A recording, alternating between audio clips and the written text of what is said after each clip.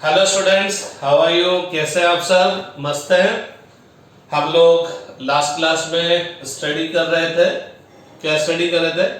बिंब की भिन्न भिन्न स्थितियों के लिए उत्तल दर्पण और अवतल दर्पण से प्राप्त प्रतिबिंब की स्थिति और प्रकृति का अध्ययन किया था। हमने बिंब को अलग अलग जगह रख के देखा था और हमने देखा था अवतल दर्पण और उत्तल दर्पण से जो प्रतिबिंब बनेगा वो कहां पर बनेगा? सीधा बनेगा, उल्टा बनेगा, वास्तविक बनेगा, आभासी बनेगा, बिंब से बड़ा बनेगा, बिंब से छोटा बनेगा। ये सब हमने देख लिया था। आज अपन बात करेंगे दर्पण सूत्र के बारे में, दर्पण समीकरण के बारे में। दर्पण सूत्र या दर्पण समीकरण से क्या मतलब होगा? दर्पण की बिंब से दूरी, जिसको हम u से प्रदर्शित करेंगे, प्रतिबिंब की दर्पण से दूरी, जिसको हम v से प्रदर्शित करेंगे, और दर्पण की फोकस दूरी f के मध्य संबंध। तो this is Sumit Nual and you are watching your favorite and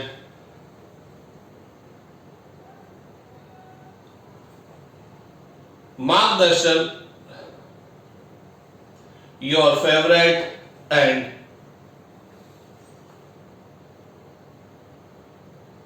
your favorite and Switsa YouTube channel Margdarshan live. तो आज अपन स्टार्ट करेंगे दर्पण सूत्र के लिए, सूत्र से। लेकिन दर्पण सूत्र स्टार्ट करने से पहले हम गोलीय दर्पण के लिए क्या देखेंगे? चिन्ह परिपाटी। ताकि चिन्ह परिपाटी क्यों यूज की जाएगी? ताकि जब हम किसी पर्टिकुलर सिचुएशन को लेकर u, v और f के मध्य संबंध देखें तो वह अन्य सिचुएशन में भी एप्लीकेबल हो। तो अपन बात करते हैं क्या? गोलीय दर्पण के लिए चिन्ह परिपाटी। गोलीय दर्पण के लिए चिन्ह परिपाटी। तो जब भी हम गोलीय दर्पण बोले तो उत्तल गोलीय दर्पण हो चाहे अवतल गोलीय दर्पण हो, तो जब भी हमें दर्पण से बिंब की दूरी देखनी है, प्रतिबिंब की दर्पण से दूरी देखनी है, तो आपका स्टार्टिंग पॉइंट क्या होगा? दर्पण। अर्थात आप दर्पण से नापना शुरू करेंगे। तो पहला पॉइंट क्या है? सभी दूरियां ध्रुव से नापी जाएगी। और ध्रुव कहां पर होता है? दर्पण पर होता है। बोले तो आप बिंब पे जाए, प्रतिबिंब पे जाए, फोकस पे जाए, वक्रता केंद्र पर जाए, आपका स्टार्टिंग पॉइंट कहां पर होगा? कहां पर होगा? फोकस कहां पर होगा? ध्रुव पर। तो इसको थोड़ा सा और सही कर दूं तो मेरे को यूं बोलना चाहिए, मुख्य अक्ष के समानांतर नापी जाने वाली सभी दूरियां कहां से नापी जाएगी? ध्रुव से। तो मान लीजिए ये ध्रुव है और प्रकाश किरणें इधर से आ रही है, तो मैं ध्रुव से चला, मेरे को बिंब पे जाना है, चाहे प्रतिबिंब पे जाना है, चाहे फोकस पे जाना है, चाहे वक्रता केंद्र पर जाना है। अगर मैं ध्रुव से चलता हूं और किसी भी जगह जाने के लिए मैं आपतित किरण की दिशा में गया, मुख्य अक्ष के समानांतर आपतित किरण की दिशा में गया, तो दूरी क्या लूंगा? प्लस। और आपतित किरण के विपरीत दिशा में जाऊंगा तो दूरी क्या लूंगा? माइनस। ये चिन्ह परिपाटी ऑलमोस्ट वही है जो कि हमने समतल दर्पण में पढ़ा था। बेसिकली हर टॉपिक में आप जब लेंस पढ़ेंगे वहां पर भी चिन्ह परिपाटी आएगी। तो ऑलमोस्ट हर टॉपिक में चिन्ह परिपाटी सेम ही है, ऑलमोस्ट सेम ही चलती है।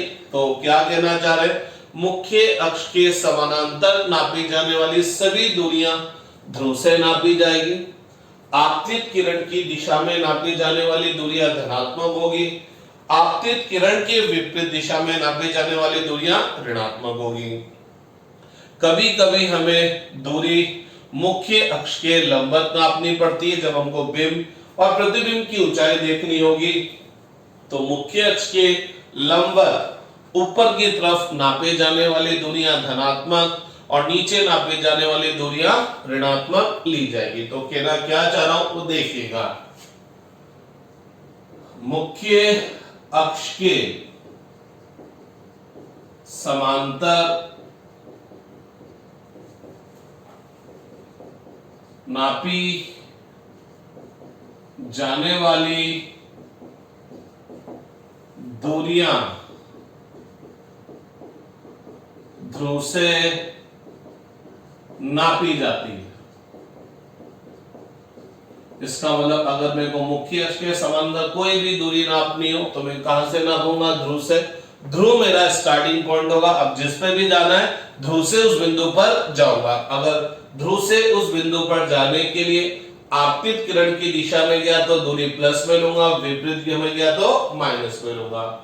तो मुख्य अक्ष के समांतर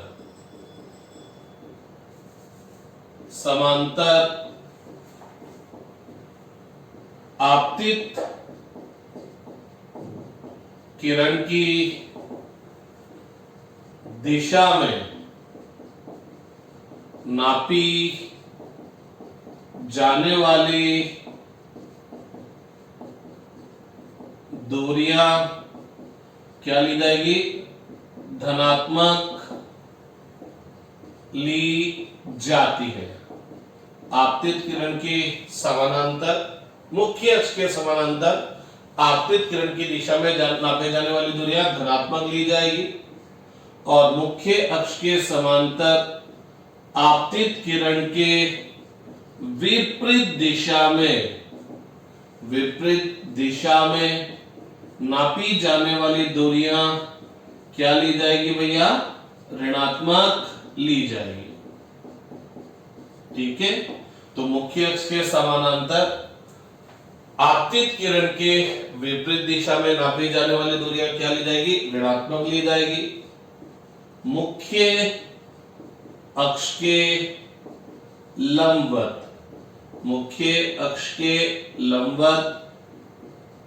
ऊपर की ओर नापी जाने वाली दूरियां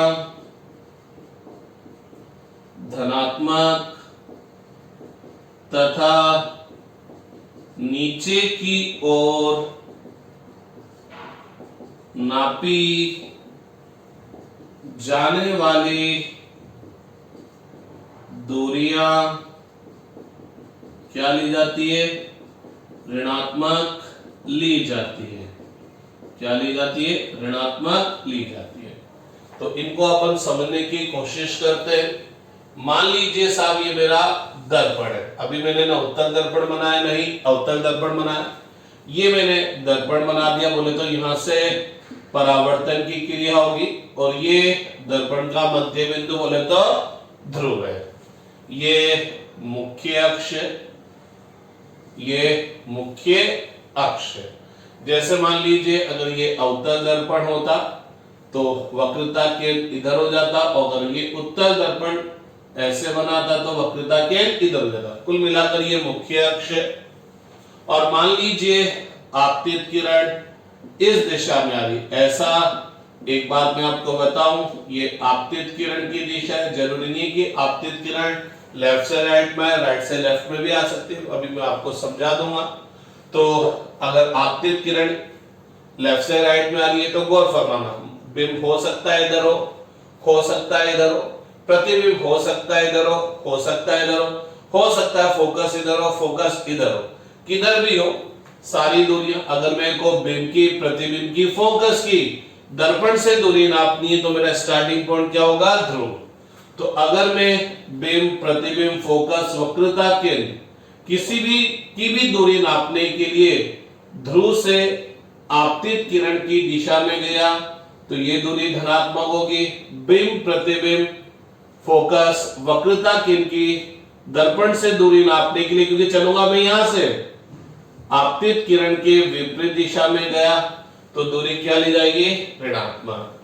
मुख्य अक्ष के लंबवत ऊपर की तरफ कोई भी दूरी नापी प्लस में और नीचे की तरफ कोई भी दूरी नापी माइनस में। ठीक है, तो ये मेरी मोटी मोटी चिन्ह परिपाटी है। अब आप इस चिन्ह परिपाटी के बिहार पर एक बहुत अच्छी चीज देख सकते हैं। जैसे मान लीजिए ये आपका अवतल दर्पण है, ये आपका अवतल दर्पण है, ये ध्रुव हो गया, ये वक्रता केंद्र हो गया और ये फोकस हो गया। ठीक है, ये मुख्य अक्ष हो गई। चूंकि अवतल दर्पण की ये वाली साइड, ये वाला पार्श्व परावर्तक पृष्ठ की बातें कार्य करेगा, तो प्रकाश किरण इधर से आएगी, इधर से तो कोई प्रकाश किरण आएगी, मान लो आ भी गई तो वो परावर्तित नहीं होगी। तो अवतल दर्पण के केस में प्रकाश किरण हमेशा अवतल वाले पार्श्व पर ही आपतित होगी, तो ये आपतित किरण है। अब अगर मेरे को फोकस दूरी या वक्रता त्रिज्या नापनी है तो मैं फोकस की या वक्रता त्रिज्या जो नापूंगा वो कहां से नापूंगा? ध्रुव से। मान लीजिए F और P के बीच की दूरी कितनी है? 10 सेंटीमीटर। तो मैं F से P की तरफ नहीं जाऊंगा, P से F की तरफ आऊंगा, क्योंकि हमने बोला है सभी दूरियां कहां से नापी जाएगी? ध्रुव से। तो ये मेरा स्टार्टिंग पॉइंट होगा। तो जब मैं यहां से फोकस की तरफ जाऊंगा, तो ये मान लीजिए यहां से तक की दूरी 10 है, तो जब मैं यहां से यहां पर गया तो फोकस दूरी तो आएगी 10, लेकिन मेरे को क्या करना पड़ा? आपतित किरण के विपरीत दिशा में चलना पड़ा, तो -10। इसी तरह से अगर ये 10 है तो ये भी 10, बोले तो यहां से तक टोटल 20। तो मैं यूं नहीं जाऊंगा, मैं ध्रुव से चलूंगा और इधर चलूंगा, तो आपतित किरण के विपरीत दिशा में चलते हुए वक्रता केंद्र पर आया, तो फोकस दूरी कितनी आएगी? -20 सेंटीमीटर। इसका मतलब क्या है भैया? उत्तल दर्पण की फोकस दूरी और वक्रता त्रिज्या क्या होगी? ऋणात्मक। सॉरी, उत्तल नहीं, अवतल दर्पण की। तो अवतल दर्पण की फोकस दूरी व वक्रता त्रिज्या क्या होगी? ऋणात्मक होगी। कुछ बच्चे बोल रहे होंगे कि सर आप इस अवतल दर्पण को उल्टा बना दो, फिर तो प्लस में आ जाएगी। नहीं भैया, अवतल दर्पण ऐसे रखो, परावर्तन इधर से हो कि इधर से हो, है तो अवतल पार्श्व। अब की बार मैंने ये वाली साइड पर पॉलिश कर दी। अरे यार, अवतल दर्पण को यूं रखूं कि यूं रखूं, है तो अवतल दर्पण ही ना। तो अब की बार ये ध्रुव है, ये फोकस है, ये वक्रता केंद्र है। तो चूंकि अवतल दर्पण ऐसे रखा है, बोले तो ये अवतल पार्श्व है, तो इस वाली साइड से परावर्तन की क्रिया होगी, तो प्रकाश किरण इस वाली साइड पर ही आएगी। तो इस वाली साइड पर कब आएगी? जब प्रकाश किरण क्या होगी? राइट से लेफ्ट में आएगी। अगर लेफ्ट से राइट में गई तो ये वाली तो उत्तल पार्श्व पर आपतित होगी, चूंकि ये पॉलिश किया हुआ है तो ये परावर्तन नहीं करेगा, ये तो अवशोषण कर लेगा। ठीक है, तो आप ऐसे रखिए चाहे ऐसे रखिए, अवतल दर्पण ऐसे रखिए चाहे ऐसे रखिए, प्रकाश किरण तो अवतल पार्श्व पर आपतित होगी। तो अब की बार प्रकाश किरण ये आ रही है, बोले तो ये आपतित किरण की दिशा है। अगर मेरे को फोकस दूरी और वक्रता त्रिज्या नापनी है तो मुख्य अक्ष के समानांतर जो भी दूरी नापूंगा वो कहां से नापूंगा भैया? ध्रुव से नापूंगा, पोल से नापूंगा। तो ये मेरा पोल है। अब मेरे को फोकस दूरी नापनी, तो पोल से फोकस की तरफ जाना पड़ा 10 सेंटीमीटर, लेकिन फोकस दूरी 10 नहीं लिखूंगा, क्या लिखूंगा? -10। क्यों? क्योंकि आपतित किरण के क्या चलना, ये आपतित किरण है, ये आपतित किरण है, तो मेरे को आपतित किरण के क्या चलना पड़ा? विपरीत दिशा में। तो फोकस दूरी माइनस में आएगी। ध्रुव से वक्रता केंद्र पर जाने के लिए भी आपतित किरण के विपरीत चलना पड़ा, तो माइनस में। मेरी बात को समझ में आई न आई हो, ये चीज आप याद रख ले, क्योंकि न्यूमेरिकल करते टाइम पर बहुत काम आएगी। और वो आपको बोलेगा अवतल दर्पण है जिसकी फोकस दूरी 15 सेंटीमीटर है, लेकिन जब आप न्यूमेरिकल सोल्व करेंगे तो f की वैल्यू 15 ना लिखकर आपको क्या लिखनी पड़ेगी? -15। तो अवतल दर्पण की फोकस दूरी और वक्रता त्रिज्या दोनों ऋणात्मक होंगे। उत्तल दर्पण की बात कर लूं, उत्तल दर्पण की बात कर लूं तो ये मेरा जनाब उत्तल दर्पण है, ये इसका वक्रता केंद्र, ये इसका फोकस हो गया, ये ध्रुव हो गया, ये मुख्य अक्ष होगी और ये पोल हो गया। क्योंकि उत्तल दर्पण में परावर्तन अवतल पार्श्व से नहीं होगा, उत्तल पार्श्व से होगा, तो प्रकाश किरण उत्तल पार्श्व पर आके गिरेगी। तो ये मेरे आपतित किरण की दिशा है, ये मेरे आपतित किरण की दिशा है। अब मेरे को फोकस दूरी या वक्रता त्रिज्या नापनी है, तो मैं कहां से चलूंगा, ध्रुव से फोकस पे जाऊंगा और ध्रुव से वक्रता केंद्र पर जाऊंगा। तो पता लगा जब ध्रुव से फोकस और ध्रुव से वक्रता केंद्र की तरफ गया तो मेरे को किधर चलना पड़ा, आपतित किरण की दिशा में। आपतित किरण भी लेफ्ट से राइट, और मेरे को ध्रुव से फोकस या वक्रता केंद्र पर जाने के लिए किधर चलना पड़ा, लेफ्ट से राइट चलना पड़ा। तो इसका मतलब उत्तल दर्पण के फोकस दूरी व वक्रता त्रिज्या क्या होगी, धनात्मक होगी। आप उत्तल दर्पण ऐसे रखो चाहे ऐसे रखो, चलो ऐसे भी रख देते हैं। ये आपका उत्तल दर्पण ही है, क्योंकि अवतल पार्श्व पर मैंने कलई कर रखी है, पॉलिश कर रखी है, तो ये उत्तल दर्पण ही है। तो ये इसका वक्रता केंद्र हो गया, ये ध्रुव हो गया और ये फोकस हो गया। ठीक है, अब की बार प्रकाश किरण ऐसे आएगी तो ये आपतित किरण की दिशा है, आपतित किरण की दिशा है। तो फोकस दूरी या वक्रता त्रिज्या नापने के लिए मेरे को क्या करना पड़ेगा, ध्रुव से चलना पड़ेगा। ध्रुव से फोकस की तरफ गया और ध्रुव से वक्रता केंद्र की तरफ गया, तो मेरे को क्या करना पड़ा, ध्रुव से फोकस और वक्रता केंद्र पर जाने के लिए आपतित किरण की दिशा में चलना पड़ा। तो फोकस दूरी और वक्रता त्रिज्या दोनों धनात्मक आएगी। तो गौर फरमाइएगा, उत्तल दर्पण और अवतल दर्पण के लिए बिंब की दर्पण से दूरी, प्रतिबिंब की दर्पण से दूरी प्लस आएगी कि माइनस आएगी, वो तो डिपेंड करेगा कि बिंब और प्रतिबिंब कहां पर बने। वो तो पर्टिकुलर सिचुएशन पर अपन बोलेंगे कि u की वैल्यू प्लस आएगी कि माइनस, इसी तरह से v की वैल्यू प्लस आएगी कि माइनस।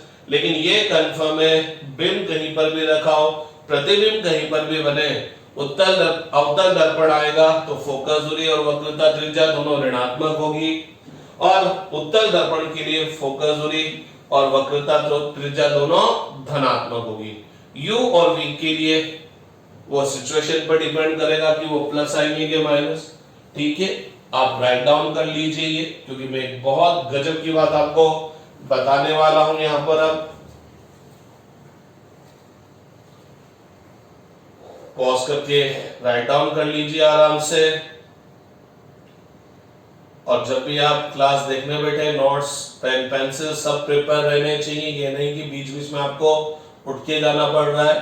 हर चीज तैयार करके बैठिए, खाना वाना खा के, पानी वानी पी के सब तैयार करके बैठिए, ताकि आपको बार बार उठना नहीं पड़े।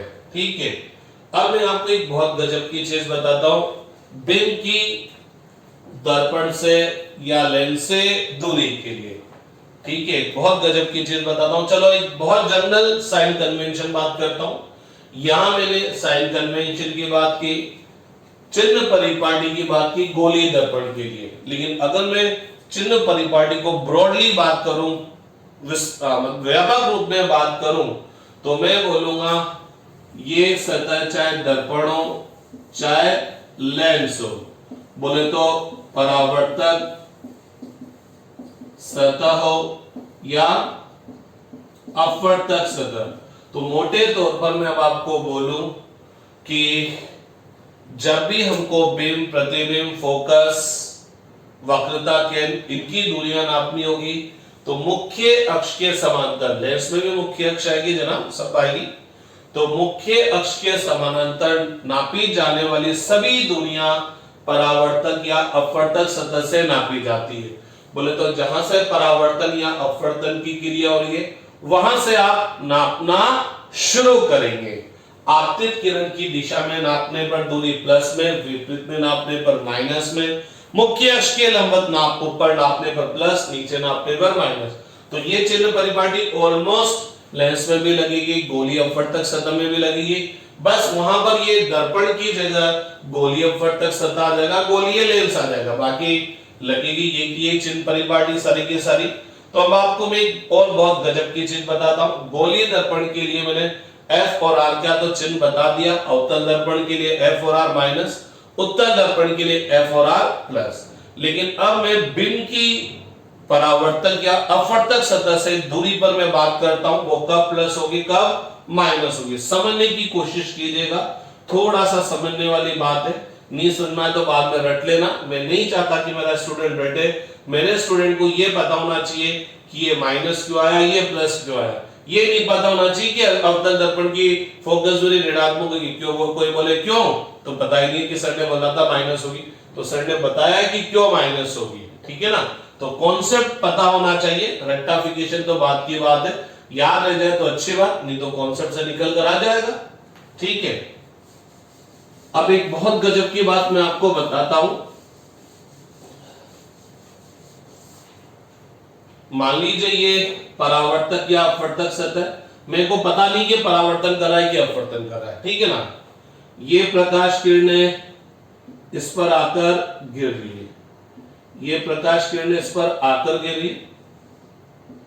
अब परावर्तन होगा तो टकराकर वापस इधर आ जाएगी, अपवर्तन होगा तो दूसरे माध्यम में चला जाएगी। ठीक है, तो ये सतह परावर्तक या अपवर्तक सतह है। ठीक है, ये एक तरह से मैंने मुख्य अक्ष बना दी क्योंकि हर जगह पर मुख्य अक्ष आएगी। ठीक है, ये किरणें इस परावर्तक या अपवर्तक सतह पर कौन सी किरणें, आपतित किरणें। तो आपतित किरणें जहां कटेगी वह कटान बिंदु क्या होगा, बिंब। वह कटान बिंदु क्या होगा, बिंब।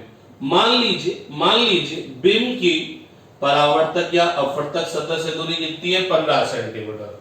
तो जब हम क्वेश्चन सोल्व करेंगे तो हम जनरली बिंब की परावर्तक या अपवर्तक सतह से दूरी को किससे प्रदर्शित करते हैं, u से प्रदर्शित करते हैं। तो अपन क्या लिख देंगे, u बराबर 15। अरे बिंब परावर्तक या अपवर्तक सतह से 15 सेंटीमीटर दूर है, तो अपन फटाफट लिख देंगे कि यार बिंब की इससे दूरी 15 है। तो क्या हो जाएगा, गलत हो जाएगा। क्यों गलत हो जाएगा, क्योंकि हमको बोला गया है जब भी मुख्य अक्ष के समानांतर कोई भी दूरी नापनी हो, कहां से नापी जाएगी, परावर्तक या अपवर्तक सतह से।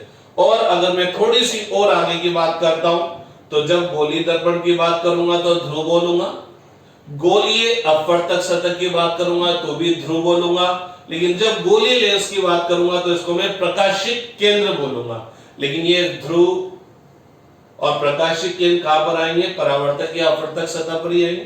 तो यहीं से अपन नापेंगे। ठीक है, तो यहां से अपन नापना शुरू करेंगे। तो यहां से अपन चले बिंब पे जाएंगे, तो हमको इधर जाना पड़ा, इसका मतलब मेरे को किधर जाना पड़ा, आपतित किरण के विपरीत दिशा में। और आपतित किरण के विपरीत दिशा में नापना पड़ा तो क्या आएगा, माइनस। तो गौर फरमाना ये प्रकाश किरणें इस परावर्तक या अपवर्तक सतह पे जाके गिर रही है। आपतित किरणों का कटान बिंदु क्या कहलाता है, बिंब। क्या ये किरणें वास्तव में यहां जाकर मिल रही है, बिल्कुल मिल रही है, क्योंकि यहां से तो ये सीधी की सीधी आ रही है आपके पास। इसका मतलब बिंब क्या है, मेरा वास्तविक है। तो आज से आप यूं समझ लीजिएगा, अगर बिंब वास्तविक बिंब है तो फटाफट दिमाग में आ जाना चाहिए u की वैल्यू क्या आएगी, माइनस। बिंब की परावर्तक या अपवर्तक सतह से दूरी क्या लेंगे, ऋणात्मक लेंगे।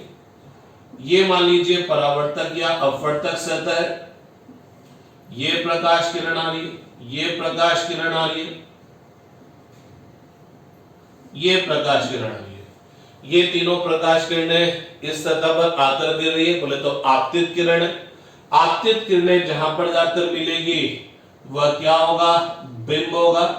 लेकिन क्या ये आपतित किरणें वास्तव में यहां जाकर मिल रही है, नहीं मिल रही। इसका मतलब बिंब क्या होगा, आभासी होगा।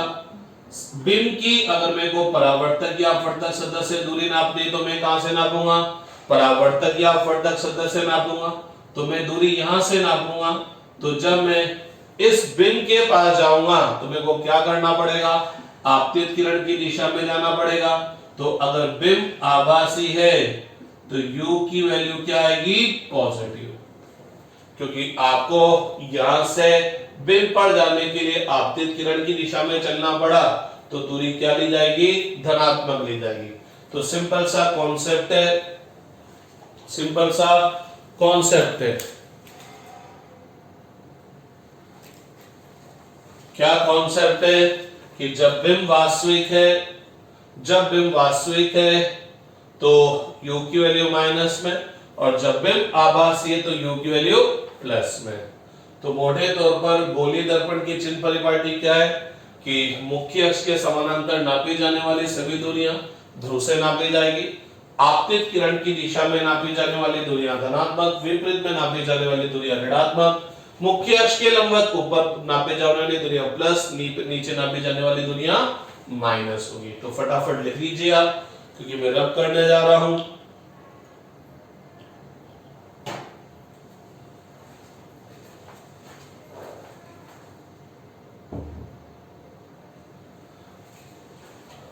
तो रब कर दो जनाब, ठीक है।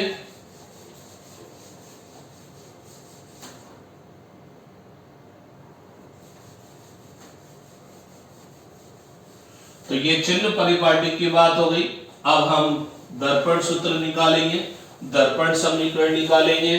दर्पण सूत्र या दर्पण समीकरण से हमारा मतलब क्या होगा? बिंब की दर्पण से दूरी, प्रतिबिंब की दर्पण से दूरी और दर्पण की फोकस दूरी के मध्य संबंध। तो जनाब बात करते हैं अब अपन दर्पण सूत्र। बहुत सी जगह इसको दर्पण समीकरण भी बोल दिया जाता है, दर्पण के लिए समीकरण। और मोटे तौर पर मैं आपको बोलूं तो यू वी तथा एफ के मध्य संबंध, ठीक है।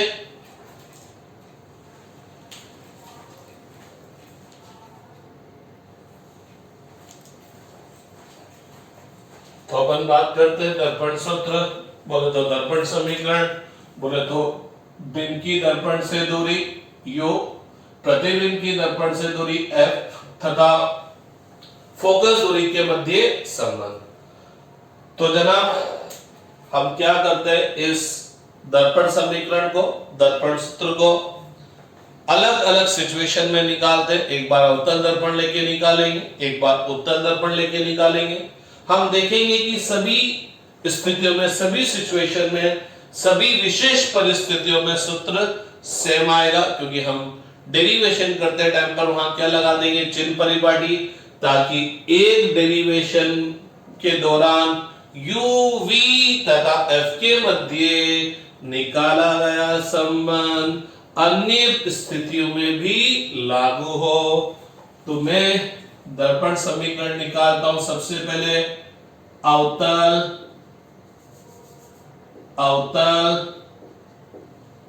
दर्पण के लिए, हालांकि सूत्र सेम आएगा, चाहे उत्तल दर्पण के लिए निकालो चाहे अवतल दर्पण के लिए निकालो, लेकिन फिर भी मैं दोनों के लिए निकाल रहा हूं यहां पर, क्योंकि बहुत सी बार एग्जाम में पर्टिकुलर क्वेश्चन आ जाता है कि उत्तल दर्पण को लेकर दर्पण समीकरण, दर्पण सूत्र बताइए, कभी अवतल दर्पण को लेकर आ जाता है। और अगर एग्जाम में जनरल क्वेश्चन आता है कि भाई अवतल दर्पण की दर्पण सूत्र ज्ञात कीजिए, तो आप अवतल दर्पण लेके निकालिए चाहे उत्तल दर्पण लेके निकालिए, फिर तो कोई तकलीफ वाली बात नहीं है, ठीक। तो मैं सबसे पहले ले रहा हूं अवतल दर्पण के लिए, और उसमें भी एक केस ले रहा हूं जब प्रतिबिंब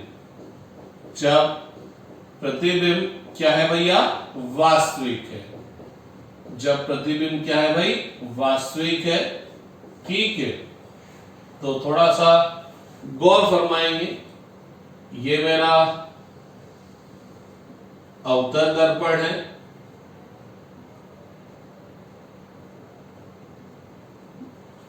इसको मैं इस गोले का भाग मान सकता हूं। तो इस गोले का केंद्र, वक्रता केंद्र, ये ध्रुव हो गया, और ये इनके बीच में बिल्कुल फोकस हो गया, ठीक है साहब। तो एक बिंब मैंने ये लिया ए बी, क्योंकि वक्रता केंद्र से थोड़ा सा दूर है।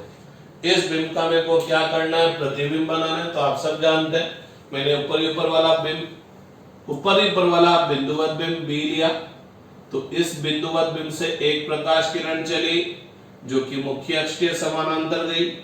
तो पूरी दुनिया जानती है परावर्तन के पश्चात क्या हो गई, अवतल दर्पण के फोकस से वास्तव में होकर गुजरेगी। एक और प्रकाश किरण ली जो किधर की तरफ जा रही है, वक्रता केंद्र से गुजरते हुए इस दर्पण पर आपतित होती है। तो फिर पूरी दुनिया जानती है कि वक्रता केंद्र से आने वाली प्रकाश किरण गोलीय दर्पण से परावर्तन के पश्चात उसी पथ पर विपरीत दिशा में लौट जाती है। तो यह प्रकाश किरण परावर्तन के पश्चात इसी पथ पर विपरीत दिशा में आ जाएगी। ये दोनों परावर्तित किरणें इस बिंदु पर जाकर मिली, तो इस बी का प्रतिबिंब मेरे को क्या मिल गया, बी डैश। एक बात आपको मैंने शायद पहले भी बताई थी, जब बी से चलने वाली दो प्रकाश किरणें इस गोलीय दर्पण से परावर्तन के पश्चात बी डैश पर जाकर मिली, तो इस बी से चलने वाली बाकी सारी प्रकाश किरणें भी परावर्तन के पश्चात कहां पर जाकर मिलेगी, बी डैश पर जाकर मिलेगी। तो मैं एक और प्रकाश किरण यहां पर बना रहा हूं। वैसे तो बी का प्रतिबिंब आ चुका है, लेकिन मेरा डेरिवेशन थोड़ा सा सिंपल हो जाए उसके लिए मैं एक और प्रकाश किरण ले रहा हूं यहां पर। बाकी इसका मेरे पास कोई रीजन नहीं है डेरिवेशन सिंपल करने के लिए। तो एक प्रकाश किरण की जो कि जहां कहां पर जाकर गिरी, ध्रुव पर, तो ये प्रकाश किरण कहीं पर भी जाकर गिरे दर्पण के परावर्तन के पश्चात, तो ये सभी कहां से होकर गुजरेगी भैया, बी डैश से ही होकर गुजरेगी। तो इस तरह से बी का प्रतिबिंब मेरे को क्या मिल गया, बी डैश। और इसी तरह से मैं अन्य सारे बिंदुवत बिंबों का प्रतिबिंब निकाल लूंगा, तो मेरे को इस पूरे बिंब ए बी का प्रतिबिंब मिल जाएगा। क्या मिल जाएगा, ये ए डैश बी डैश। ठीक है, बिंब की दर्पण से दूरी को किससे प्रदर्शित करेंगे, यू से। प्रतिबिंब की दर्पण से दूरी को किससे प्रदर्शित करेंगे, वी से। वक्रता केंद्र की ध्रुव से दूरी को किससे प्रदर्शित करेंगे, आर से। और फोकस की ध्रुव से दूरी को किससे प्रदर्शित करेंगे, एफ से। ठीक है, तो आप थोड़ा सा गौर फरमाइएगा। दो समकोण त्रिभुज देखिए, सी ए बी, तथा दूसरा समकोण त्रिभुज देखो, सी ए डैश बी डैश। तो पहले आप देखिए थोड़ा ढंग से, मैं आपको दिखा दूंगा। सी ए बी दिखा भैया लोगों, दिखा कि नहीं दिखा, दिख गया ना। सी ए डैश बी डैश, अरे ये दूसरा भी दिख गया। तो जनाब सी ए बी और C A dash B dash की खास बात क्या है, अगर मैं इस कोण को 1 नंबर दूं तो ये भी 1 नंबर का हो गया। क्यों, अगर ये 30 डिग्री है तो ये भी 30 डिग्री क्यों हो गए, क्योंकि दोनों शीर्षाभिमुख अभिमुख कोण हो गए। इस समकोण त्रिभुज सी ए बी और C A dash B dash में अगर ये 90 है तो ये भी 90। तो जब दो त्रिभुज के दो कोण बराबर होंगे तो उन दोनों त्रिभुज का तीसरा कोण भी बराबर होगा, क्योंकि किसी भी त्रिभुज की तीनों अंतः कोणों का योग क्या होगा, 180। तो इन तीनों कोणों का योग 180, इन तीनों कोणों का योग 180, दो कोण बराबर तो तीसरा कोण भी बराबर होगा। तो सी ए बी में तीसरा कोण कौन सा है, ये रहा। सी ए डैश बी डैश में तीसरा कोण कौन सा है, ये रहा। तो इसका मतलब इन दोनों त्रिभुज के तीन कोण आपस में बराबर है। ये वाला कोण बराबर, ये वाला कोण बराबर, ये वाला कोण बराबर। तो ऐसे त्रिभुज शायद क्या कहलाते हैं, समरूप त्रिभुज कहलाते हैं। और जब ऐसे त्रिभुज समरूप त्रिभुज कहलाते हैं तो भैया समरूप त्रिभुज की एक खास बात होती है, समान कोण के सामने की भुजा का अनुपात समान। मैं क्या बोल गया, समरूप त्रिभुज की खास बात क्या होगी, समान कोण के सामने की भुजा का अनुपात क्या होता है, समान होता है। तो समान जो कोण समान है ना, उनके सामने भुजा का अनुपात निकालो और वह अनुपात क्या आएगा, सेम आएगा। तो सी ए बी में कोण एक के सामने की भुजा क्या है, ए बी। अब इसके समान कोण कौन सा है, ये वाला। तो सी ए डैश बी डैश में एक के सामने की भुजा क्या है, ए डैश बी डैश। तो मैंने क्या करा, जो जो कोण समान थे ना उनके सामने की भुजा का अनुपात निकाल लिया। समान कोण के सामने की भुजा का अनुपात निकाला। ये तो लेकिन केवल पहले कोण के लिए निकाला, एक कोण के लिए निकाला। CAB में अगर मैं तीसरा कोण देखो तो CAB में तीसरे के सामने की भुजा क्या है, AC, तो ये AC हो गया। CA'B' में तीसरे के सामने की भुजा क्या है, CA', तो तीसरे के सामने की भुजा का अनुपात हो गया। तो आप एक के सामने की भुजा का अनुपात निकालो कि चाहे तीन के सामने की भुजा का अनुपात निकालो, चाहे दो के सामने की भुजा का अनुपात निकालो, समान कोण के सामने की भुजा का अनुपात समान आएगा। तो एक के सामने की भुजा का अनुपात वही होगा जो कि तीन के सामने की भुजा का अनुपात है। मैं दूसरे के सामने की भुजा का अनुपात नहीं निकाला, हालांकि वो भी सेम आएगा। चलो देख लेते हैं।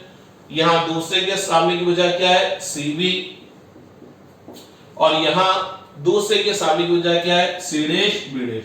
तो ये अनुपात क्या होंगे, बराबर होंगे। लेकिन ये जो कर्ण वाली भुजा है मेरे काम की नहीं है, इसलिए मैं इसको यूज नहीं करा, इसको लिख नहीं रहा। तो AB अपॉन A', बराबर क्या हो गया, AC अपॉन CA'। समीकरण नंबर 1। अब आप क्या कीजिए, CAB और CA', है, थोड़ा सा गौर फरमाना। CAB बिंब, CA', प्रतिबिंब। अब मैं एक और बार फिर दो त्रिभुज लूंगा, लेकिन बस C हटाकर P लगा दूंगा। PAB, AB का मतलब बिंब, तथा PA', बोले तो प्रतिबिंब। तो एक बार बिंब के साथ और प्रतिबिंब के साथ C लगाया, एक बार बिंब और प्रतिबिंब के साथ P लगाया। तो ये दोनों त्रिभुज देखो, देखे तो PAB, PA', दिख गए दो त्रिभुज। अब अगर आप थोड़ा सा ये देखो, ये प्रकाश किरण इस ध्रुव पर जाकर आपतित हो रही है, बोले तो ये आपतित किरण है। और अगर ये आपतित किरण है और मैं आपतन कोण नापना चाहूं तो मेरे को क्या करना पड़ेगा, आपतन बिंदु पर अभिलंब खींचना पड़ेगा। तो गोलीय दर्पण के किसी बिंदु पर मेरे को अगर अभिलंब खींचना है तो मैं क्या करूं, बताओ। गोलीय दर्पण के किसी बिंदु पर मेरे को अभिलंब खींचना है तो मैं क्या करूं, वक्रता केंद्र से मिला दूं। तो P को मैं वक्रता केंद्र से मिला दूं। अरे ये तो पहले ही मिला रखा है, अरे ये तो मुख्य अक्ष है। इसका मतलब क्या है, मुख्य अक्षी गोलीय दर्पण के किसी बिंदु पर क्या होता है मेरे भैया, अभिलंब होता है। तो ये आपतन कोण है, ये परावर्तित किरण है, तो ये परावर्तन कोण हो गया। पूरी दुनिया जानती है आपतन कोण और परावर्तन कोण दोनों बराबर। तो इसको अगर मैं 4 बोलूं तो ये भी 4 हो गया, सेम कोण हो गया। PAB में ये वाला कोण कितना है, 90 डिग्री। PA', में ये वाला कोण भी कितना है, 90 डिग्री। अगर मैं इस वाले कोण को 5 बोल दूं तो ये भी 5, अरे 2 भी 90 था, 5 भी 90, वो तो एक ही बात है, बस नाम चेंज कराओ। और PAB में थोड़ा सा गौर फरमाते हैं, PAB में और PA', में ये वाला कोण, ये वाला कोण बराबर, ये वाला कोण, ये वाला कोण बराबर। तो जब दो त्रिभुज के दो कोण समान तो तीसरा कोण भी समान। तो PAB में तीसरा कोण देखते हैं, PAB में ये तीसरा कोण है जिसको मैं 6 नंबर दे रहा हूं क्योंकि 3 में पहले दे चुका। और PA', में ये छठा कोण है, ठीक है कि नहीं बात। तो पता लगा, अरे इन दोनों त्रिभुज के भी तीनों कोण आपस में बराबर है। तो ये दोनों त्रिभुज भी क्या बताए, समरूप बताए। और समरूप बताए तो यहां पर भी क्या होगा, समान कोण के सामने की भुजा का अनुपात समान होगा। तो चलो PAB में 4 के सामने की भुजा बताओ मेरे भैया, क्या आएगी, AB। PA', में 4 के सामने की भुजा बताओ, A', तो कोण 4 के सामने की भुजा का अनुपात निकाले, बोले तो जो कोण समान है उनके सामने की भुजा का अनुपात निकाल लिया। अब क्या करते हैं, PAB में 6 के सामने की भुजा बताओ। PAB में 6 के सामने की भुजा क्या है, P है। बहुत से बच्चे AP लिखना पसंद करेंगे, लेकिन मैं AP नहीं लिखूंगा, मैं PA लिखूंगा, क्योंकि मेरे दिमाग में एक बात पता है, सारी दूरियां कहां से नापी जाएगी, ध्रुव से। तो मैं स्टार्टिंग पॉइंट ही P लिख दिया ताकि दिक्कत नहीं रहे, ठीक है। और P A dash B dash में इस 6 के सामने की भुजा क्या होगी, P A डैश। तो 4 के सामने की भुजा का अनुपात निकाले दोनों त्रिभुज के लिए, 6 के सामने की भुजा का अनुपात निकाल लिया दोनों त्रिभुज के लिए, ये अनुपात भी क्या होगा मेरे भैया, समान होगा। अरे AB upon A dash B dash, ये भी AB upon A dash B dash है, तो जब ये दोनों एक ही चीज है तो ये दोनों बराबर होने चाहिए। ये AB upon A dash B dash के बराबर, ये भी AB upon A dash B dash के बराबर है, तो इन दोनों की वैल्यू भी क्या होनी चाहिए, बराबर होनी चाहिए। तो समीकरण 1 तथा समीकरण 2 से क्या हो जाएगा जनाब, देखिए तो PA upon PA dash equal to AC upon CA dash. तो गौर फरमाना PA अपॉन PA डैश, तो PA और PA डैश ये मुख्य अक्ष के समानांतर दूरियां, और ये दूरियां कहां से स्टार्ट हो रही है, ध्रुव से, तो इनमें तो कोई तकलीफ नहीं है। लेकिन ये AC है, AC बोले तो यहां से यहां तक की दूरी, तो ये दूरी तो मुख्य अक्ष के समानांतर तो है लेकिन ध्रुव से स्टार्ट नहीं हो रही, तो भैया इसको ध्रुव से स्टार्ट कराओ। तो अपन इसको ध्रुव से स्टार्ट कराने के लिए क्या करते हैं, इसको ध्रुव से स्टार्ट कराने के लिए क्या करते हैं, PA अपॉन PA डैश बराबर AC। आप लोग इजाजत दे तो मैं इस दूरी को P से लेकर A तक की दूरी में से P से C तक की दूरी घटा दूं, आ जाएगी, तो PA माइनस PC, वाजिब बात है।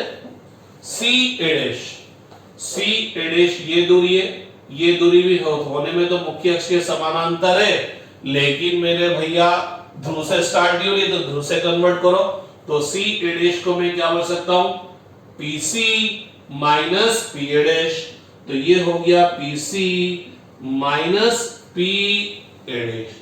अब सारी दूरियां ध्रुव से आ गई, P क्या है ध्रुव, A क्या है बिंदु, तो P की A से दूरी क्या है मेरे भैया U, P Dhruv, A dash क्या है प्रतिबिंब, ये दूरी क्या है V, P क्या है ध्रुव, C क्या है वक्रताकृत केंद्र, तो ये दूरी R होगी। लेकिन जनाब मैं चाहूंगा कि इस डेरिवेशन में, इस डेरिवेशन के अंदर, या यूं बोलूं अवतल दर्पण लिया मैंने, प्रतिबिंब वास्तविक बनाया, तो मैंने क्या करा, गोलीय दर्पण की विशेष स्थिति ली कि जब गोलीय दर्पण कौन सा है, अवतल है, और प्रतिबिंब भी क्या बन रहा है, वास्तविक, इवन बिंब भी क्या है, बिंब भी क्या है, वास्तविक है। तो मैं चाहूंगा कि इस विशेष परिस्थिति में मैं जो सूत्र निकालूं वह अन्य परिस्थितियों में भी, अन्य सिचुएशन में भी लागू हो। तो मेरे को क्या करना पड़ेगा कि इस टॉपिक को लेकर, इस पर्टिकुलर सिचुएशन को लेकर u v तथा f के मध्य निकाला गया संबंध अन्य परिस्थितियों में भी लागू हो, इसके लिए मेरे को यहाँ क्या करनी पड़ेगी, चिन्ह परिपाटी लगानी पड़ेगी। तो चिन्ह परिपाटी से तो चलते हैं। चिन्ह परिपाटी बोलती है सारी दूरियां कहां से नापी जाएगी भैया, ध्रुव से। आपतित किरण की दिशा में नापी गई दूरियां धनात्मक, विपरीत में नापी गई दूरियां ऋणात्मक ली जाएगी, ठीक है। चलो स्टार्ट करते हैं। ये PA ये ध्रुव है, ध्रुव से जब मैं बिंब के पास पहुंचूंगा तो मेरे को शायद क्या करना पड़ा, आपतित किरण के विपरीत जाना पड़ा, तो ये दूरी क्या होगी, माइनस। वैसे तो याद कर लीजिए जब भी बिंब वास्तविक होगा तो ये क्या आएगा, माइनस। PA डैश, P ध्रुव है, A डैश प्रतिबिंब है, तो ध्रुव से प्रतिबिंब पे जाने के लिए मेरे को क्या करना पड़ा, आपतित किरण के विपरीत चलना पड़ा, माइनस। P से C पर जाने के लिए अगेन आपतित किरण के विपरीत चलना पड़ा, माइनस। ये मान यहां भर दूं तो ये क्या हो जाएगा, माइनस U, PA डैश क्या हो जाएगा, माइनस V, PA क्या हो जाएगा, minus U minus R, PC minus R और माइनस V, ठीक है जनाब। चलो ये माइनस से माइनस कैंसिल, तो ये U अपॉन V हो गया equal to minus U plus R upon minus R plus V, कैची गुणा कर दे, क्रॉस मल्टीप्लाई कर दे तो minus U R plus U V equal to minus U V plus V R. ऐसा करते यू वी एक साइड कर देते, बाकी को सबको दूसरी साइड कर देंगे। तो इस यू वी को अपन इधर लाएंगे और यू आर को उधर ले जाएंगे तो यू वी इधर आएगा। अरे यू वी इधर आए तो ये प्लस, तो एक यू वी पहले से मौजूद है तो कितना होगा 2 यू वी, और ये यू आर उधर जाएगा तो यू आर और ये वी आर। ठीक है साहब, क्लियर। अब अपन क्या करते हैं, इस समीकरण में यू वी आर का क्या कर दे, दोनों तरफ भाग दे दे, भाग दे दे। तो इस पूरी समीकरण में आप जब यू वी आर का भाग दोगे, चलो लिख दूं फिर मिटा दूंगा, U V R equal to U R upon U V R plus V R upon U V R. तो गौर फरमाना, u से u खत्म, v से v खत्म, क्या हो जाएगा 2 अपॉन r इक्वल टू क्या हो जाएगा, यहां पर u खत्म r खत्म 1 अपॉन v खत्म r खत्म 1 upon u। r equal to कितना होता है जनाब 2f, r equal to 2f लिखेंगे, 2 से 2 खत्म तो क्या होगा 1 upon f equal to 1 upon v plus 1 upon u। यही दर्पण समीकरण, दर्पण सूत्र है। गौर फरमाइएगा, दर्पण समीकरण, दर्पण सूत्र u v f के मध्य संबंध, चाहे मैंने अवतल दर्पण लेके निकाला हो, चाहे मैंने बिंब वास्तविक लेके निकाला हो, चाहे मैंने प्रतिबिंब वास्तविक लेके निकाला हो, लेकिन यह उत्तल दर्पण के लिए भी लगेगा, बिंब आभासी हो तब भी लगेगा, प्रतिबिंब आभासी हो तब भी लगेगा। क्योंकि इस फॉर्मूले को निकालने के लिए मैंने यहां चिन्ह परिपाटी लगा दी थी ताकि ये एक जनरल फॉर्मूला आ जाए। अब मेरे पास ये फॉर्मूला आ गया, लेकिन फिर एक और बात आपको बताऊं, जब आप न्यूमेरिकल सोल्व करेंगे तो न्यूमेरिकल में फिर पर्टिकुलर सिचुएशन देंगे, उत्तल दर्पण दे देंगे या अवतल दर्पण दे देंगे, बिंब वास्तविक बना देंगे, प्रतिबिंब वास्तविक बना देंगे, बिंब आभासी बना देंगे, प्रतिबिंब आभासी बना देंगे। तो जब आप पर्टिकुलर न्यूमेरिकल सोल्व कर रहे होंगे तो जो भी नॉन क्वांटिटीज होगी वो विद साइन आएगी। तो न्यूमेरिकल सोल्व करते टाइम पर u v और f क्या लिखेंगे, चिन्ह सहित लिखेंगे। ठीक है, आप राइट डाउन कर लीजिए पॉज कर। मैं ये जो मैंने लिखे थे इनको मैं मिटा देता हूं, आप या लिखा ही रहने दो, चलो मैं लिखा ही रहने देता हूं उनको ताकि आपको अच्छे से और समझ में आ जाएगा। ठीक है, तो आप राइट डाउन कर लीजिए, पॉज कर लीजिए और फटाफट लिख लीजिए। ठीक है जनाब, तो रब कर दिया जाए, पॉज कर लीजिए, राइट डाउन कर लीजिए।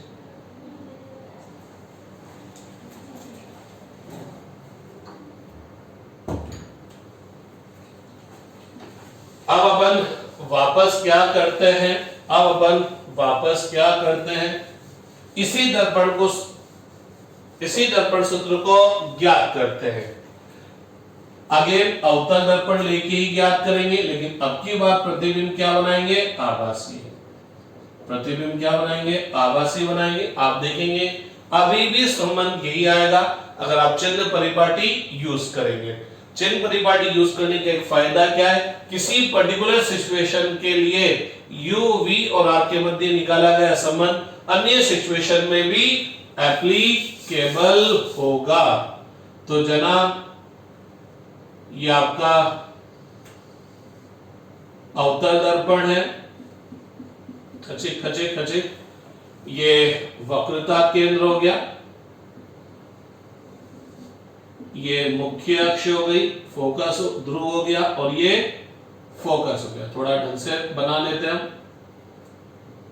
ये फोकस हो गया और वक्रता केंद्र यहां पर हो गया।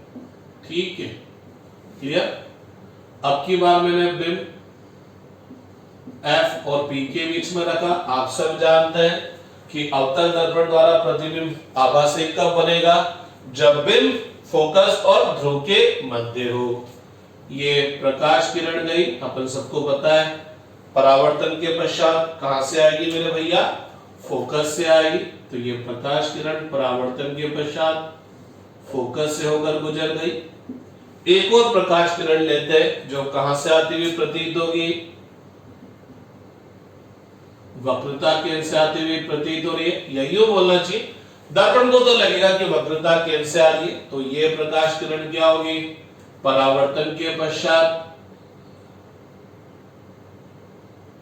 इसी पथ पर विपरीत दिशा में लौट आएगी। ये दोनों परावर्तित किरणें अपसारित प्रकृति की है, तो आगे तो नहीं मिलेगी जनाब। पीछे की तरफ अगर अपन बढ़ाते हैं, तो पीछे की तरफ बढ़ाते हैं तो ये दोनों प्रकाश किरणें आपको इस बिंदु से आती हुई प्रतीत होगी। तो यह बिंदु क्या कहलाएगा? बी का प्रतिबिंब। तो बी का प्रतिबिंब मेरे को बी डैश मिला। तो एक बात मैं फिर जानता हूं कि जब बी से चलने वाली दो प्रकाश किरणें दर्पण से परावर्तन के पश्चात बी डैश पर जाकर मिली, तो भैया बी डैश से चलने वाली अन्य सभी प्रकाश किरणें भी परावर्तन के पश्चात कहां से आती हुई प्रतीत होगी?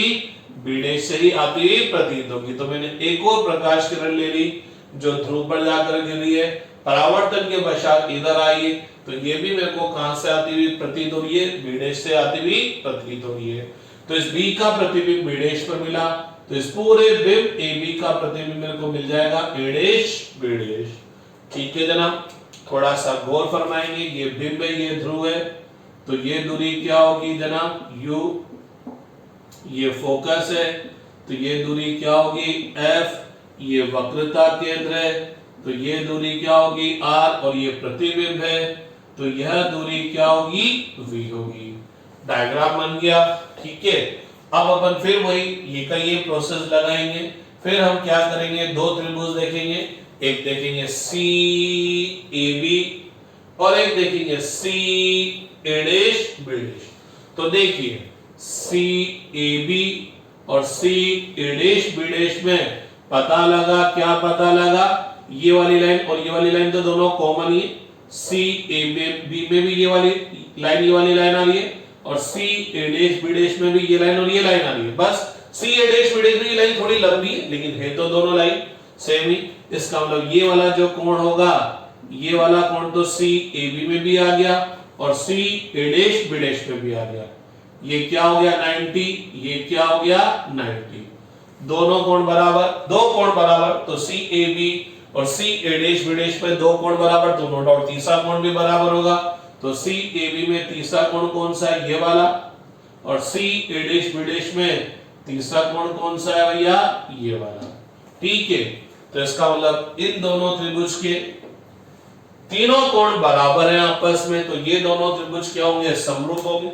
समरूप होंगे तो समान कोण के सामने की भुजा का अनुपात समान होगा। तो चलो सी ए बी में पहले वाले कोण के सामने की भुजा देखते हैं। सी ए बी में पहले वाले के सामने की भुजा क्या है? A B. और C A dash B dash में पहले वाले के सामने की भुजा क्या है? A dash B dash. तो पहले के सामने की भुजा का अनुपात हो गया A B upon A dash B dash. अब तीसरे के सामने की भुजा देखते हैं। 90 के सामने की भुजा में कर्ण आता है तो उसको हम नहीं देखते, तो तीसरे के सामने की भुजा देखते हैं। सी ए बी में तीसरे के सामने की भुजा क्या है? सी ए या ए सी बोल दो। और C A dash B dash में तीसरे के सामने की भुजा क्या है? सी ए डैश। तो ये हो गया तीसरे के सामने की भुजा का अनुपात। तो आप पहले के सामने की भुजा का अनुपात निकालो, तीसरे के सामने की भुजा का अनुपात निकालो, समान कोण के सामने की भुजा का अनुपात समान होगा। इसी तरह से अब क्या करेंगे? फिर दो समरूप त्रिभुज देखेंगे, पी ए बी और P A dash B dash. तो ये पी ए बी हो गया मेरे भैया, और ये P A dash B dash हो गया। गौर फरमाना, ये किरण आपतित किरण है, ये आपतन बिंदु है, और ये मुख्य अक्ष आपतन बिंदु P पर क्या होगी? अभिलंब। तो ये मेरा आपतन कोण हो गया है। ये परावर्तित किरण है, तो ये कोण कितना हो गया? R। पूरी दुनिया जानती है I और R दोनों बराबर होते हैं, तो इस कोण को 4 बोल दूं तो ये भी 4 हो गया। और थोड़ा सा गौर फरमाओ, इस किरण को पीछे की तरफ बढ़ाया, इस लाइन को आगे की तरफ बढ़ाया, तो ये कोण भी 4 हो गया, शीर्षाभिमुख कोण। इसका मतलब ये वाला कोण और ये वाला कोण क्या हो गए, बराबर हो गए। तो गौर फरमाना पी ए बी में और P A dash B dash में ये दोनों कोण बराबर हो गए। ये वाला कितना है भैया 90, ये वाला भी कितना है 90, ये बराबर। तो तीसरा कोण भी बराबर होगा। तो पी ए बी में तीसरा कोण ये है, तीसरा पहले लिख चुका हूं, और P A dash B dash में तीसरा कोण ये है, तो ये वाला कोण भी बराबर। तो समान कोण के सामने की भुजा का अनुपात क्या होगा, समान। तो फटाफट देख के बताओ पी ए बी में कोण 4 के सामने की भुजा क्या होगी, ए बी, और P A dash B dash में कोण 4 के सामने की भुजा क्या होगी, ए डैश बी डैश। ठीक है, पी ए बी में 6 के सामने की भुजा बताओ, 6 के सामने की भुजा बताओ पी ए, और P A dash B dash में 6 के सामने की वजह बताओ पी ए डैश। ठीक है, आगे ये इसलिए मैंने मिटारा नहीं था क्योंकि यहां तक डेरिवेशन सेम ही चलेगा। तो गौर फरमाना ये भी A B upon A dash B dash, ये भी A B upon A dash B dash, तो ये दोनों आपस में बराबर। लेकिन ये वाली दूरियां ध्रुव से नहीं आ रही तो इनको ध्रुव से कन्वर्ट करते हैं। ए सी, ए क्या बोला है, ये रहा, और सी ये रहा, तो ए सी दूरी क्या होगी, ये दूरी क्या होगी, पी सी माइनस पी, क्या हो जाएगी पीसी माइनस पी। अब जाके यहां चेंज आया पीसी माइनस पी, और ये जो है सी A dash, C A dash देखिए क्या बोला है, सी ए डैश, यहां से ठेठ यहां तक, तो सी ए डैश को क्या बोल सकता हूं, पी से लेकर सी तक और पी से लेकर ए डैश, इन दोनों को ऐड कर दो। अरे सी ए डैश को क्या बोल सकता हूं, पी, ये दूरी प्लस ये दूरी क्या है पीसी, और ये दूरी क्या है पी ए डैश। पीसी क्यों बोल रहा हूं, क्योंकि सारी दूरियां ध्रुव से नापता हूं, इस वजह से मैं सब दूरियों को पी से स्टार्ट कर देता हूं ताकि दिमाग में रहे कि हां ध्रुव से नापी जाएगी।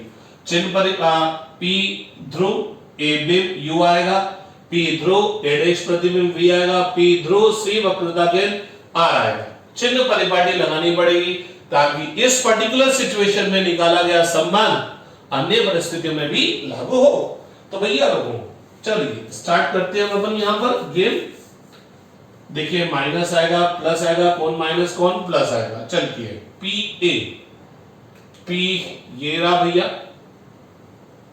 ए ये रहा, पी से जब ए की तरफ आएंगे, जब पी से ए की तरफ आएंगे तो आपतित किरण के विपरीत चलना पड़ा, पी ए डैश, पी से प्रतिबिंब की तरफ जाएंगे तो आपतित किरण की दिशा में चलना पड़ा, पी से सी की तरफ आएंगे तो आपतित किरण के विपरीत जाना पड़ा तो माइनस। अब भर दो यहां पर, तो पी है तो कितना हो गया minus U, P A dash plus V, P C minus R, P A minus U, P C minus R, और पी ए डैश प्लस का वी।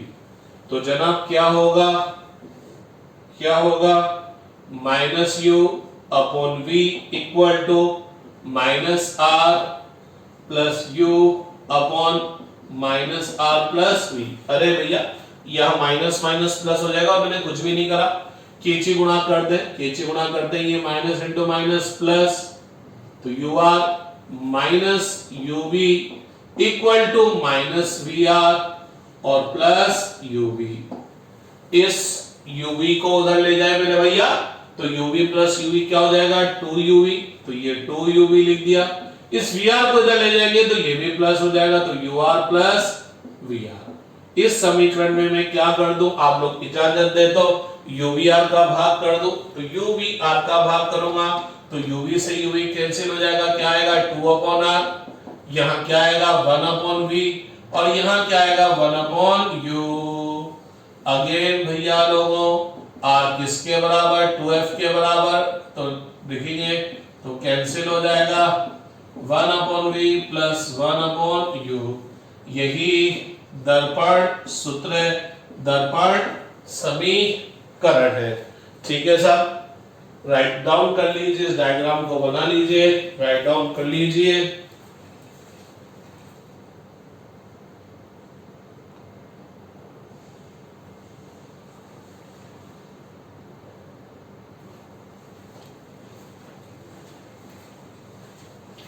तो ये दर्पण सूत्र क्या आएगा, 2f का भाग देने पर 1/f equal to 1/v plus 1/u। तो यही क्या है भैया, दर्पण सूत्र है।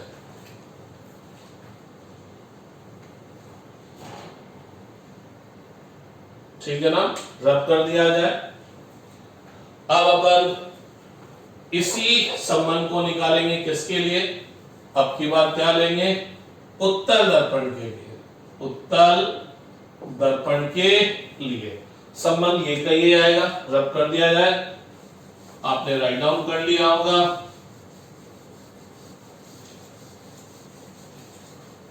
उत्तल दर्पण में तो हमने देखा था कि बिंब अगर वास्तविक है तो प्रतिबिंब हमेशा क्या बनता है, आभासी बनता है। तो यहां पर एक के सिचुएशन देखते हैं, तो गौर फरमाइएगा। ये आपका उत्तल दर्पण है, ये वक्रता केंद्र हो गया, ये मुख्य अक्ष हो गई ध्रुव, और ये फोकस हो गया। ठीक है, ये बिंब यहां रखा है ए बी, एक प्रकाश किरण इससे गई मुख्य अक्ष के समानांतर। तो पूरी दुनिया जानती है परावर्तन के पश्चात आपको कहां से आती हुई प्रतीत होगी, कहां से आती हुई प्रतीत होगी, फोकस से आती हुई प्रतीत होगी। एक और प्रकाश किरण लेते हैं, अरे इसको मैं लाल पेन से बता दूं परावर्तित किरण को तो थोड़ा ठीक रहता है। ये एक और प्रकाश किरण लेते हैं जो कि किधर की तरफ जा रही है, वक्रता केंद्र की तरफ जा रही है।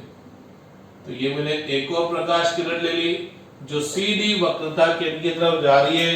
तो फिर पूरी दुनिया जानती है कि परावर्तन के पश्चात इसी पथ पर विपरीत दिशा में लौट जाएगी। तो जनाब यह परावर्तित किरण ऐसे जाएगी आगे, तो ये दोनों परावर्तित किरणें आगे तो नहीं मिलेगी, पीछे की तरफ बढ़ाए तो ये दोनों परावर्तित किरणें यहां पर जाकर मिल गई।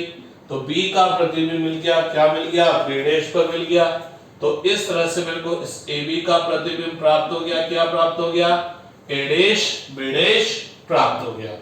गौर फरमाइएगा, मेरे को डेरिवेशन सिंपल करना है तो मैं एक और प्रकाश किरण लूंगा जैसा आपने हर बार लिया था कि अपन को पता है B से चलने वाली जब ये दो प्रकाश किरणें परावर्तन के पश्चात यहां से आती हुई प्रतीत होगी, तो B से चलने वाली हर प्रकाश किरण इस दर्पण से परावर्तन के पश्चात B' से ही आती हुई प्रतीत होगी। तो ये मैंने एक और प्रकाश किरण ले ली। चलिए स्टार्ट करते हैं गेम। बिंब की दर्पण से दूरी क्या है भैया, U। प्रतिबिंब की दर्पण से दूरी क्या है भैया, V। फोकस की दर्पण से दूरी F, और वक्रता केंद्र की फोकस से दर्पण से दूरी R। चलिए गेम स्टार्ट करते हैं, वापस वही बात करते हैं। दो समकोण त्रिभुज CAB और CA', तो देखिए खटाखट CAB और CA', तो आप देखेंगे कि CAB में ये दोनों लाइन आ रही है और CA', में भी ये दोनों लाइन आ रही है। तो ये एंगल दोनों में कॉमन हो गया, उभयनिष्ठ हो गया। ये CAB में 90, ये CA', में 90। तो CAB में तीसरा एंगल ये हो गया और CA', में तीसरा एंगल ये हो गया। तो पता लगा एक समानता, दो भी समानता तो तीसरा भी समान होगा। तो दोनों त्रिभुज में तीनों कोण समान, तो समरूप त्रिभुज समान कोण के सामने की भुजा का अनुपात समान। एक के सामने की भुजा का अनुपात निकालेंगे AB/A', आएगा। तीन के सामने की भुजा का अनुपात निकालेंगे, तीन के सामने की भुजा का अनुपात AC। यहाँ तीन के सामने की भुजा का अनुपात CA'। ठीक है, C को हटा के P लाओ, PAB और PA'। डेफिनेटली ये दोनों भी समरूप होंगे। देख लेते हैं कैसे। ये सब पता लग गया होगा, ये आपतन कोण है तो ये परावर्तन कोण दोनों बराबर, और ये शीर्षाभिमुख कोण है तो ये भी बराबर हो गया। ये 90 है, ये भी 90। अरे PAB और PA', की बात कर रहा हूं तो दिख गया होगा। अब PAB में तीसरा कोण कौन सा है, ये वाला, और P A dash B dash में तीसरा कोण कौन सा है, ये वाला। तो ये पता लगा, ये दोनों कोण बराबर, ये 90 और ये 90, तो तीसरा कोण भी समान होगा। और जब तीसरा कोण समान हो गया तो दोनों त्रिभुज समरूप हो गए, समान कोण के सामयिक भुजा अनुपात समान। तो फटाफट मेरे को बता दो पी ए बी में 4 के सामयिक भुजा बताओ देख के। A B P A dash B dash में 4 के सामयिक भुजा बताओ, ए डैश बी डैश, ठीक है, 4 के सामयिक भुजा का अनुपात आ गया। चलो पी ए बी में कोण 6 के सामयिक भुजा का सामयिक भुजा बताओ, पी ए, और P A dash B dash में कोण 6 के सामयिक भुजा का अनुपात की सामयिक भुजा बताओ, पी ए डैश। अरे बहुत को पी नहीं दिख रहा होगा, दिखा दो यार, नहीं तो बोलेंगे सर पता नहीं पी कहां से बोल रहे। यहां तक सब में सेम चलेगा, तीनों डेरिवेशन में यहां तक सेम है। अब आगे बढ़ते हैं, ये P A upon P A dash हो गया। अब एसी और सी ए डैश की बात करते हैं। एसी यहां से यहां तक है, तो यहां से यहां तक की दूरी को मैं बोल सकता हूं ये दूरी प्लस ये दूरी। इस दूरी को क्या बोल दूं, पी ए, इस दूरी को क्या बोल दूं, पी ए, और इस दूरी को क्या बोल दूं, पी सी। तो भैया लोगों एसी यहां से यहां तक की दूरी क्या हुई, P A plus P C. चलिए C A dash, C A dash, C A dash ये रहा, इस दूरी को क्या बोल सकता हूं, P C minus P A dash. तो ये हो गया P C minus P A dash, P A U होगा, पी ए डैश भी होगा, पी सी आर होगा। मेन बात देखना है, प्लस होगा के माइनस होगा, चिन्ह परिपाटी लगाते, पी ए, पी से ए की तरफ जाऊंगा तो आपतित किरण के विपरीत गया तो minus, P A dash, P से ए डैश की तरफ जाऊंगा तो आपतित किरण की दिशा में गया तो प्लस, पी से सी पर ये भी प्लस, आपतित किरण की दिशा में गया ना तो प्लस आ गया जनाब। चलिए यहां से बात करते हैं, तो पी सी क्या आ गया, प्लस आर आ गया। यहां से अपन बात करें तो पी ए की वैल्यू कितनी हुई, minus U, P A dash क्या हुआ, प्लस वी हो गया, P A minus U, P C plus R, P C plus R, और ये प्लस वी। केची गुणा कर दे तो ये हो गया minus U R, minus minus क्या हो जाएगा, प्लस, तो प्लस यू वी। फिर केची गुणा कर दे तो minus U V plus V R. इस uv को इधर ले आते तो कितना हो गया, 2uv, इस ur को इधर ले जाएंगे तो प्लस हो जाएगा, plus ur plus vr, uvr का भाग दे देंगे तो 2 अपॉन r बराबर 1 upon v plus 1 upon u, और r इक्वल टू 2f। तो भैया लोगों क्या संबंध आ जाएगा आपके पास, 1 upon f equal to 1 upon v plus 1 upon u। तो मैंने 3 स्थितियों के लिए गोलीय दर्पण के लिए u v f के मध्य संबंध निकाल लिया, और तीनों स्थितियों में यह संबंध क्या रहा है, 1 upon f equal to 1 upon v plus 1 upon u आ रहा है। लेकिन अब हम जब न्यूमेरिकल सोल्व करेंगे, हमको बिंब की स्थिति दे दी जाएगी, फोकस दूरी दे दी जाएगी, दर्पण भी दे दिया जाएगा कि अवतल है कि उत्तल है। तो ध्यान रखना न्यूमेरिकल करते टाइम पर भी, न्यूमेरिकल करते टाइम पर भी, न्यूमेरिकल में भी क्या होंगे, u v तथा r क्या आएंगे, चिन्ह सहित आएंगे। इनकी वैल्यू आप देख के लिखिएगा कि प्लस लिखनी है कि माइनस लिखनी है। कैसे पता लगेगा, सारी दुनिया ध्रुव से नापी जाएगी, आपतित किरण की दिशा में नापी जाने वाली दूरियां धनात्मक होगी, विपरीत दिशा में नापी जाने वाली दूरियां ऋणात्मक होगी। ठीक है, आज के लिए बहुत है, फिर कल आगे स्टार्ट करेंगे। Thank you sir.